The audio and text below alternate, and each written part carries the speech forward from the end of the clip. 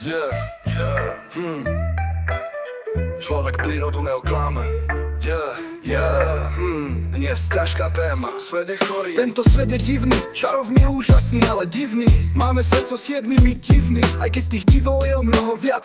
A pôsobíme na ne a na seba rôznymi vplyvmi. Muž a žena vyšli z módy, vraj fungujú gender kódy. Ľudia sú už vrtuľníkmi, rodičia sú bojovníkmi. Zdravý rozum vymiera, keď tuposť ľudí vyviera ako neriadená stopka. Uvedomte si, že to bude naša stopka.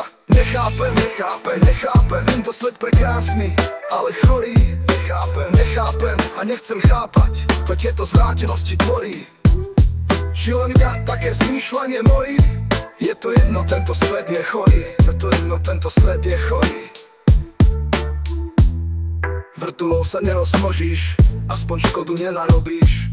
Keď by vznikli vrtuľčatá, netešte sa na vnúčatá. Boli by len pomílené, divne je to nastavené. Cen si život, cen si deti, veď ten život rýchlo letí.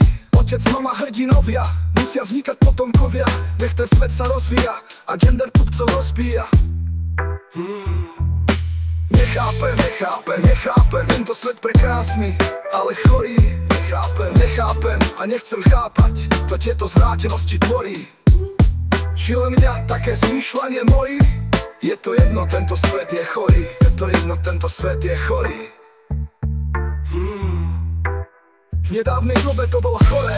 Muž bol muž, žena ženou, pohlavia sú dve iné. Choré, aj more bolo iba more. Pokiaľ sa cítiš ako lotos, vyhľadaj ty radšej pomoc.